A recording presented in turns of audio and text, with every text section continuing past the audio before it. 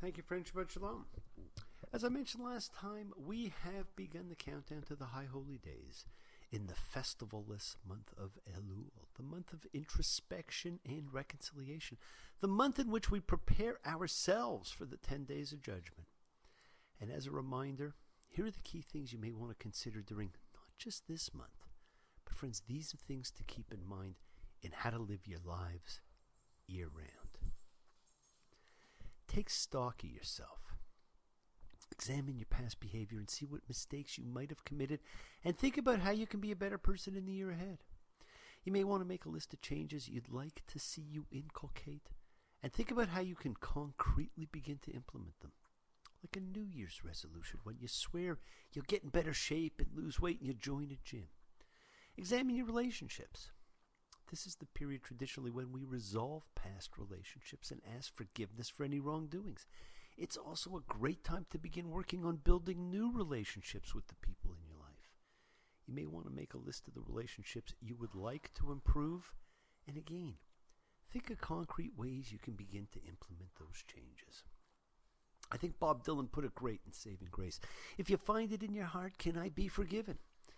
Guess I owe you some kind of apology. I've escaped death so many times, I know I'm only living by the saving grace that's over me. Friends, there's no shame in asking forgiveness. It is one of the great gifts you could give yourself and anyone you have ever harmed or who has harmed you. Examine your relationship with God. Traditionally during Elul, Psalm 27 is recited. The Lord is my light and my salvation, whom shall I fear? The Lord is the stronghold of my life, of whom shall I be afraid? Sometimes during our introspection, we approach the High Holy Days asking that age-old question, why do good people suffer? I think we all can find the little things we have done, but have a harder time with what may be bigger things, or reasons for why some things in our lives are not going as well. Friends, I will remind you the Talmud talks about Yisurin shel Ahava, afflictions of love, a rabbinic concept which says some suffering is the result of divine love and a means of helping righteous people become more humble or do more good. As we approach the High Holy Days, I review what is known as the 40 questions of the assessors, the questions that can be found in the Vidui. In the Alchet prayer and the Hashamnu chest-pounding, we are guilty confession of Yom Kippur. Don't wait. When you know what you have done, and when you've done something wrong, approach the people. The forgiveness we ask God for on Yom Kippur is for our spiritual transgressions that we relate to spirit. We are expected to approach humans directly. Do it as soon as you realize the hurt. Don't wait. Well, it's way past midnight, and there's some people all around, some on their way up, some on their way down. The air burns, and I'm trying to think straight. And I don't know how much longer I can wait. We had a great question about last week, friends, from Reggie regarding the community justice and involvement in execution, and what happens if a witness does lie and is willing to strike first. Well, it could happen. But what was also in that parsha was a slight modification of the lex talionis, Reggie, the law of retribution, the eye for an eye law. And this version was directed to the witnesses. And it said that if they were to falsely accuse, they should suffer the punishment they hoped for the other to suffer. And this is what helped ensure that false witnessing did not take place. Thank you, Reggie, and all of you who had questions and comments. And thank you, Nanette, for that fantastic suggestion of yours. I certainly do not know if anything will ever come of it, but I am excited by the prospect, and it gets my mind spinning in new directions. Thank you, thank you, thank you. Once again, we have a fascinating parsha to examine. It talks about what happens with war captives. It examines rights of the firstborn, laws about sexual relations, sacred prostitutes, laws about marriage and divorce. What happens if you have more than one wife and you like one more than the other? The very strange levirate marriage situation, from the Latin levir for brother-in-law, yabam in Hebrew. The non-mixing of things like men's and women's clothing, crops that could be sacred, linen and wool, and a myriad of other items. Tetze, when you'll go out, when you'll go out to battle against your enemies, and you see among the captives a woman of comely features, and you desire her, and take her for yourself as your wife. Friends, there is only one other place in the Torah where you find that phrase, comely features. It is the epithet attached to Joseph when he becomes the object of his Egyptian mistress's lustful gaze. The ancient world saw captive women as the rightful due of the victors. We may never have had the Iliad and the story of the anger of Achilles if Briseis were treated differently. Friends, this parsha is about the sensitivity to the humanity of the captured women. It opens with a law that provides for human rights.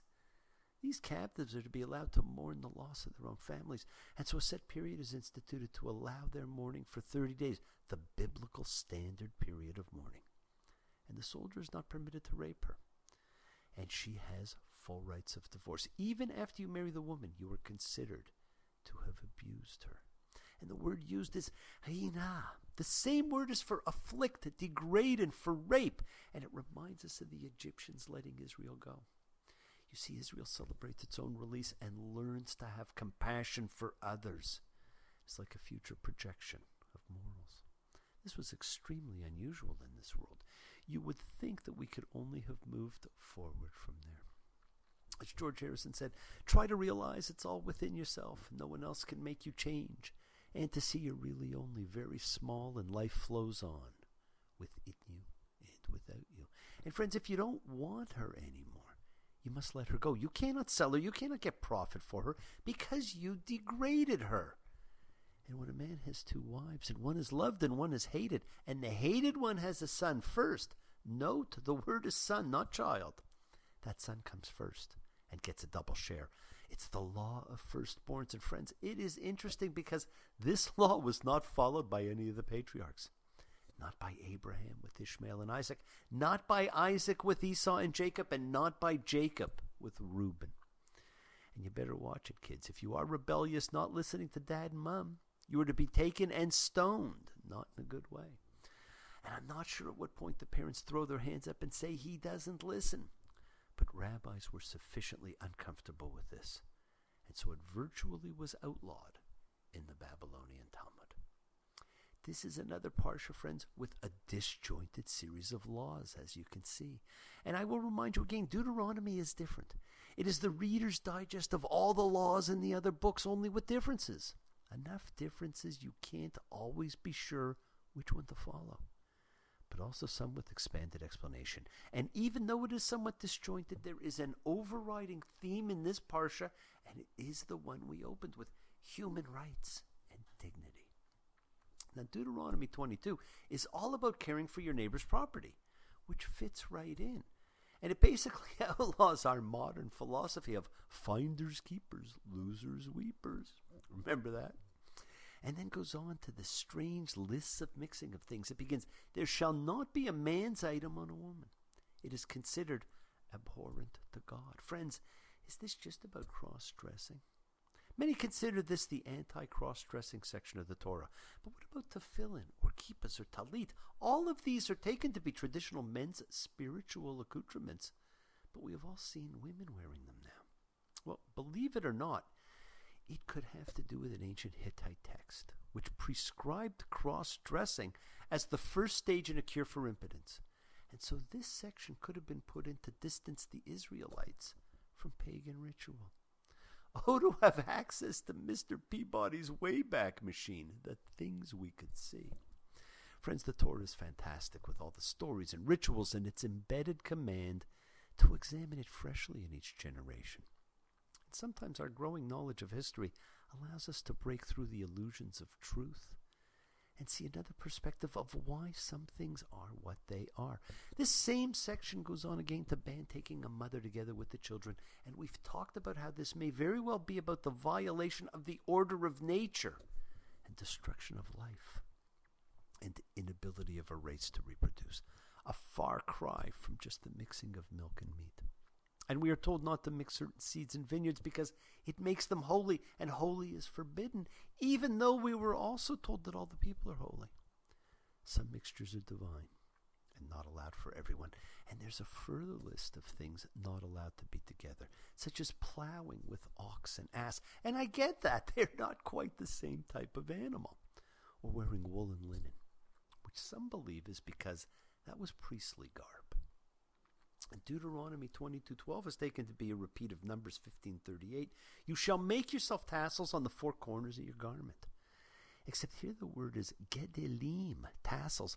And in Numbers, it was tzitzit, fringes. And here it is not mentioned as a mnemonic tool, while there it was. There are changes, friends. And friends, two very strange prohibitions are mentioned in this parsha. The first is the one that prohibits a bastard from entering God's community, even in the 10th generation. And the Hebrew word for this is one we all know, mamzer. But it is not a bastard per se. It is specifically the child of incest, or one of the forbidden sexual relationships. And a Moabite will also never be acceptable up to the 10th generation. And yet a few weeks ago we read the book of Ruth, the story of a Moabite who married an Israelite, and when he died, chose to live with the Israelites and to follow their God. And friends, she was David's grandmother, and therefore the progenitor of the entire royal line of Judah. Not everything that we read makes sense. And so we have taken this to mean, and the rabbinic understanding is, that since women take the religion of their husbands, this law applied to males only. And while these were forbidden and were abhorrent, Moses tells the people they are not to abhor Egyptians, because we were aliens in his land. Despite everything that happened with Egypt, we are not to disdain them. And we see repeatedly the orders to give aliens the same rights and protections as citizens and friends. This takes us back to our opening of this parsha being about human rights. One of the great prime directives of Judaism is not to do to a neighbor what was hateful to you. We see changes take place. This book is a little bit different, even though all the laws are repeated in one form or another. Friends, remember, the Bible is not about God. It is a book concerned with the interaction between the deity and man. It is not about the nature of God or the origins of God or where God may happen to be. It is a description of the personality of God vis-a-vis mankind. And the story that captures it so well is in Exodus 34, the scene of the ultimate human experience with God when he is described as being torn between justice and mercy. It is where we are told that he can be merciful and gracious, slow to anger and abounding in kindness and faithfulness. This becomes the picture of a God who can get angry but does not stay angry, who sees the vastness of human wrongdoing and threatens to wipe them out, but does not wipe them out. He is a God who forgives, who is compassionate, and here he is concerned with the treatment of captives and the poor and the downtrodden. But we were also told out of the blue to remember what God did to Miriam on the way out of Egypt, with a warning to be watchful against behavior that would bring about the same circumstances. That is, leprosy, which we know was not leprosy. Friends, Rashi understood her crime to be lashon hara, that slanderous gossip that kills three. The person who speaks it, the person who listens, and the person about whom it is told. It is a great reminder, friends. Do not participate in this as either the teller or the listener. Not now, not ever. And if you do, ask forgiveness. Last week in Deuteronomy 18:21, one of the most important questions in the Bible was asked. How shall we know? And this question could be asked every week and every day, and it's applicable to almost everything you come across in whatever sacred script you follow. How shall you know? There's a psychological point that people may miss the obvious and turn towards the comfortable. And sometimes the comfortable is the belief there is more to something than it simply appears. And we quote this parsha the same way. We quote it as being about the law of divorce, but it is not the biblical law of divorce.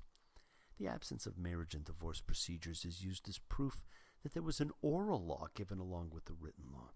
The reference here is to something called Sefer Keratut, a scroll of cutting off. Keratut is not the traditional biblical term for divorce. Scholars believe it pointed to a ceremony which involved severing relations. Friends, the divine interest is not about the ceremony, but about the relationship and the treatment of the people involved. The same is true of funerals and bar mitzvahs, of saying Kaddish and sitting Shiva. Those are rabbinic, not divine, and not ever mentioned in the Torah. God provides very few ceremonies outside of the sacrifices made at the tabernacle. So how do you know? Follow your hearts and beliefs, friends, for we take for granted the truly important things in life, like peace, freedom, mental and physical health, and spiritual choice. Yes, we have a large tradition of laws, of customs, of explanations, of exegesis, but trust yourself. Trust yourself to do the things that only you know best. Trust yourself. Trust yourself to do what's right and not be second-guessed. Have a fantastic week, friends. Thank you for joining me. Examine yourself, as we are told in this parsha, to truly care for others. Care for yourself, too. Be well, be happy, be healthy, be blessed. Love you all. See you next week. Shabbat Shalom.